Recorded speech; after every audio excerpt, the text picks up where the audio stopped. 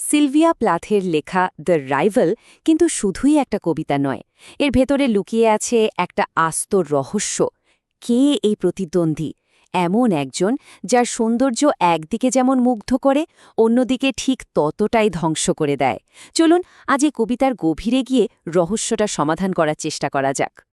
দেখুন, প্ল্যাথ কবিতাটা শেষ করছেন এই অসাধারণ লাইনটা দিয়ে, অফ সামথিং বিউটিফুল বাট অ্যানাইহিলেটিং, মানে এমন কিছু যা দেখতে সুন্দর কিন্তু যা আপনাকে পুরোপুরি শেষ করে দিতে পারে।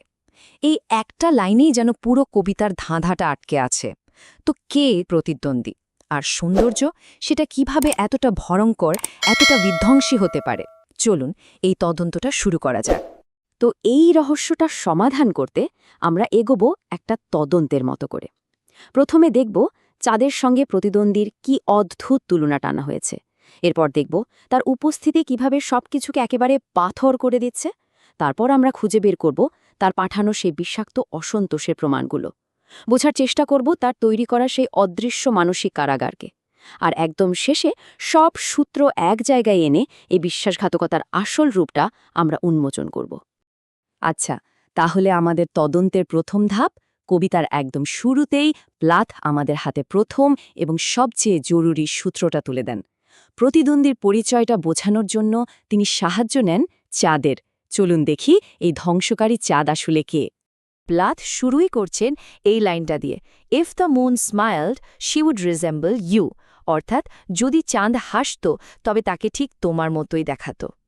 এই তুলনাটা কিন্তু খুবই গুরুত্বপূর্ণ।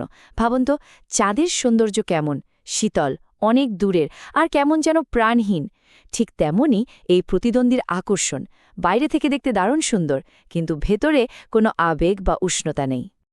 এরপর প্লাথ বলছেন, both of you are great light borrowers, মানে তোমরা দুজনেই আলো ধার করতে ওস্তাদ। এই লাইনটা প্রতিদ্বন্দ্বীর চরিত্রের আরও গভীরে নিয়ে যাচ্ছে আমাদের। চাঁদের যেমন নিজের কোনো আলো নেই, সে সূর্যের আলো ধার করে, ঠিক সেভাবেই এই প্রতিদ্বন্দ্বীর সৌন্দর্য বা আকর্ষণ কোনোটাই তার নিজের না। সে আসলে অন্যের আলোয় নিজেকে আলোকিত করে। তার ব্যক্তিত্বের মধ্যে একটা কৃত্রিম বা মেকি ব্যাপার আছে। এখানেই চাঁদের সাথে প্রতিদ্বন্দ্বীর আসল পার্থক্যটা একদম পরিষ্কার হয়ে যায়। একদিকে দেখুন, চাঁদ পৃথিবীর দুঃখে কিছুটা হলেও যেন দুঃখ পায়, তার মধ্যে এক ধরনের সহানুভূতি আছে। কিন্তু অন্যদিকে এই প্রতিদ্বন্দ্বী, সে পুরোপুরি নির্বিকার, উদাসীন, তার ওপর কোনো কিছুরই প্রভাব পড়ে না। আর এই পার্থক্যটাই তাকে চাঁদের চেয়েও অনেক বেশি ভয়ঙ্কর আর নিষ্ঠুর করে তুলেছে। তার এই উদাসীনতাই যেন তার সবচেয়ে বড় অস্ত্র। বেশ, এবার আমাদের তদন্তের দ্বিতীয় পর্যায়। প্রতিদ্বন্দ্বীর পরিচয় নিয়ে তো একটা ধারণা হলো, এখন আমরা দেখব তার ক্ষমতার প্রভাব। তার উপস্থিতি কিভাবে কবির জগৎটাকে একটা জীবন্ত জায়গা থেকে পাথরের মতো নিষ্প্রাণ করে তুলছে। চলুন সেই ভয়ঙ্কর রূপান্তরটা একটু কাছ থেকে দেখি।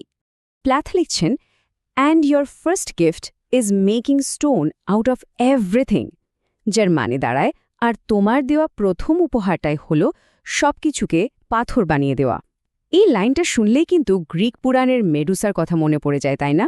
যার চোখের দিকে তাকালেই সবকিছু পাথর হয়ে যেত। ঠিক সেভাবেই এই প্রতিদ্বন্দ্বীর উপস্থিতি কবির আবেগ, অনুভূতি, এমনকি সম্পর্কগুলোকেও যেন প্রাণহীন, জমাট বাঁধা পাথরে পরিণত করছে। প্রতিদ্বন্দ্বীর প্রভাবে কবির চারপাশের জীবন্ত পৃথিবীটা একটা মসোলিয়াম বা বলা যেতে পারে একটা সমাধিসৌধে পরিণত হয়েছে। এমন একটা জায়গা যেখানে কোনো জীবন নেই, কোনো উষ্ণতা নেই, আছে শুধু মৃত্যু আর জমাট বাঁধা নিস্তব্ধতা। তার নিজের বাড়িটাই এখন একটা মৃত পুরীর মতো, যেখান থেকে সমস্ত আনন্দ আর জীবনী শক্তি শুষে নেওয়া হয়েছে। মজার ব্যাপার হলো, এই প্রতিদ্বন্দ্বীর অত্যাচার কিন্তু কোনো চিৎকার, চেঁচামেচি বা ঝগড়ার মধ্যে দিয়ে হয় না, বরং তার অত্যাচার লুকিয়ে আছে এরকম শান্ত ছোট ছোট কাজের মধ্যে। যেমন ধরুন, মার্বেল টেবিলের উপর তার আঙুলের টিকটিক শব্দ বা সিগারেটের খোঁজ করা। এইসব একদম সাধারণ দৃশ্যই একটা দম বন্ধকর, অসহ মানসিক চাপ তৈরি করছে। সে শান্ত, স্থির, কিন্তু তার প্রত্যেকটা পদক্ষেপ যেন খুব হিসেব করা এবং নিয়ন্ত্রণের চেষ্টায় ভরা। চলুন এবার তদন্তের আরও একটু গভীরে যাওয়া যাক। এই প্রতিদ্বন্দ্বীর প্রভাব যে শুধু চারপাশের পরিবেশকে শীতল করে দিচ্ছে তা নয়, এটা একটা অদৃশ্য বিষের মতো কবির মনেও ছড়িয়ে পড়ছে। কিভাবে এই বিষাক্ত অসন্তোষ কাজ করে চলুন সেটাই দেখি। লস লিখছেন, Your dissatisfactions arrive through the mail slot with loving regularity. মানে তোমার অসন্তোষগুলো খুব প্রেমময় নিয়মিততার সাথে চিঠির বাক্সে এসে পৌঁছায়। এখানে এই লাভিং বা প্রেমময় শব্দটার ব্যবহার খেয়াল করুন। এটা তীব্র শ্লেষ। যে জিনিসটা প্রতিনিয়ত যন্ত্রণা দিয়ে চলেছে তাকে প্রেমময় বলার মাধ্যমে কবি আসলে তার গভীর হতাশা আর ভেতরে জমে থাকা ক্ষোভটাকে প্রকাশ করছেন। এরপর আসছে কবিতার সম্ভবত সবচেয়ে চিলিং, সবচেয়ে শিউরে ওঠার মতো একটা line, white and blank expensive as carbon monoxide, যার অর্থ হল সাদা আর ফাঁকা, ঠিক কার্বন মনোক্সাইডের মতো বিস্তৃত। একবার ভাবুন তো, কার্বন মনোক্সাইড এমন একটা বিষাক্ত গ্যাস যা দেখা যায় না, যার কোনো গন্ধও নেই, কিন্তু এটা নিঃশব্দে মানুষের প্রাণ কেড়ে নিতে পারে। ঠিক সেইভাবেই প্রতিদ্বন্দ্বীর পাঠানো অসন্তোষগুলো বাইরে থেকে দেখতে নিরীহ, সাদা কাগজের মতো, কিন্তু সেগুলো কবির জীবনকে ভেতর থেকে একটু একটু করে বিষাক্ত করে তুলছে। নিঃশব্দ, অদৃশ্য কিন্তু মারাত্মক। কার্বন মনোক্সাইডের এই উপমাটা একদম নিখুঁতভাবে সেই অনুভূতিটাকে তুলে ধরে, যখন অন্য কারো নেতিবাচকতা ধীরে ধীরে আমাদের বিষাক্ত করে তোলে। এটা এমন এক যন্ত্রণা যা বাইরে থেকে হয়তো কেউ দেখতে পায় না, কিন্তু সেটা ভেতর থেকে আস্তে আস্তে শেষ করে দেয়। আমরা তদন্তের প্রায় শেষ পর্যায়ে পৌঁছে গেছি। কবিতার শেষ স্তবকে আমরা দেখব প্রতিদ্বন্দ্বীর চূড়ান্ত আঘাত। সেটা হলো কবির মনকে এমন এক দুর্ভেদ্য কারাগারে পরিণত করা যেখান থেকে পালানোর উপায় নেই।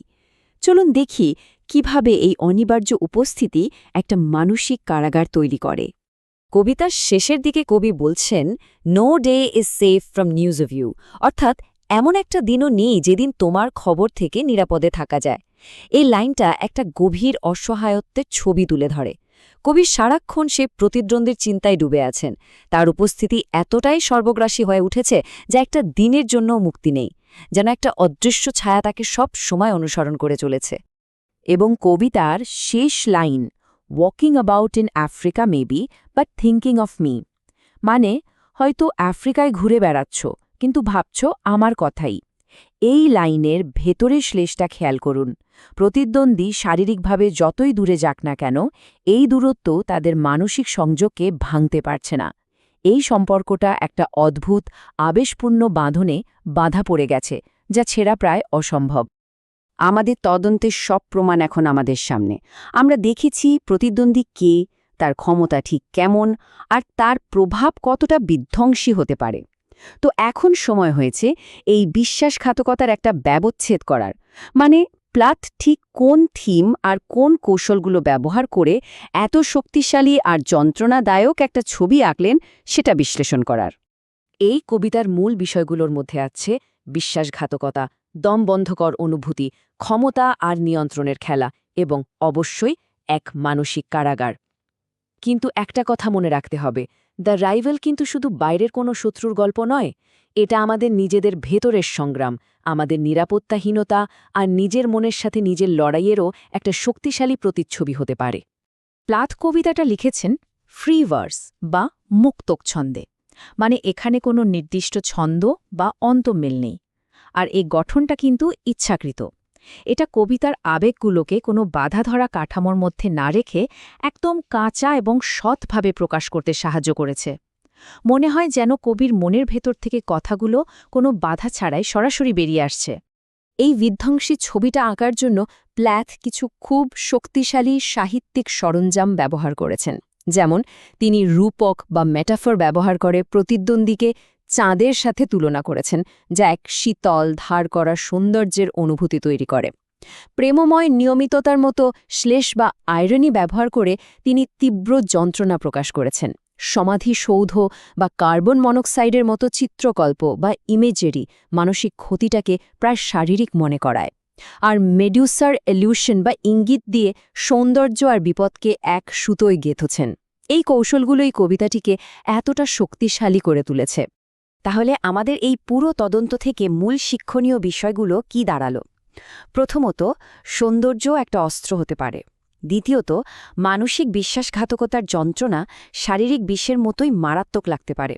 আর সবশেষে, একজন প্রতিদ্বন্দ্বীর উপস্থিতি আমাদের মনকে এমন এক কারাগারে পরিণত করতে পারে যেখান থেকে মুক্তি পাওয়া প্রায় অসম্ভব। প্লাথ আমাদের দেখিয়েছেন জটিল যন্ত্রণা প্রকাশ করার জন্য ভাষা কতটা শক্তিশালী একটা মাধ্যম হতে পারে। আজকের আলোচনা শেষ করার আগে একটা প্রশ্ন রেখে যাচ্ছি। যখন সৌন্দর্য নিজেই একটা অস্ত্র হয়ে ওঠে, তখন তার আসল অর্থটা কী দাঁড়ায়? এই প্রশ্নটা নিয়ে একটু ভাবা যেতে পারে। আর ভাবা যেতে পারে আমাদের মানবিক সম্পর্কের জটিল দিকগুলো নিয়েও।